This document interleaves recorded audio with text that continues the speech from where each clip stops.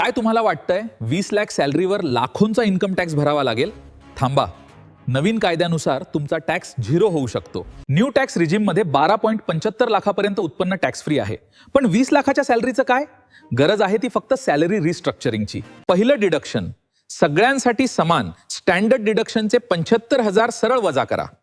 आता दुसरा हॅक, दररोज 200 रुपयाचे 2 मील व्हाउचर्स घ्या. म्हणजे जर दिवसाला एकूण 400 रुपयाचे मील व्हाउचर्स मिळतील. 400 रुपये गुणिले वर्षातील कामाचे दिवस. उदाहरणार्थ वर्षात 264 कामाचे दिवस धर, तर 400 रुपये ग 264 बी 1,05,600 रुपये. म्हणजे वर्षाला 1,05,600 रुपये तुमच्या करपात्र उत्पन्नातून थेट वजा होऊ शकतात. तिसरा महत्वाचा टप्पा, सेक्शन 80 CCD अंतर्गत कंपनीकडून पीएफ आणि एनपीएस मध्ये कॉन्ट्रीब्युशन घेतल्यास मोठी टॅक्स बचत होते. एक्झाम्पल, एकूण पगार 20 लाख रुपये असल्यासमोर बेसिक सॅलरी 50% 10 लाख रुपये, पीएफ 12% 1,20,000 रुपये, एनपीएस 14% 1,40,000 रुपये म्हणजे एस्काबिल, म्हणजे एकूण 2,60,000 रुपयेपर्यंत टॅक्स फ्री फायदा मिळू शकतो. आणि सर्वात मोठं ब्रह्मास्त्र, कार लिझिंग फोड.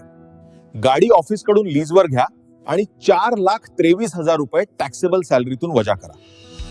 समजा तुम्ही गाडी ईएमआय वर घेतली तर पैसे तुमच्या खिशातून आणि टॅक्स भरून जातात.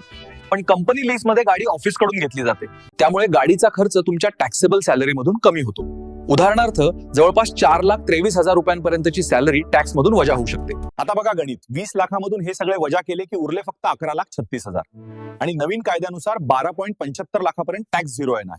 हे पूर्णपणे कायदेशीर आहे. फक्त तुमच्या HR ला सांगून सॅलरी रिस्ट्रक्चर करून घ्या.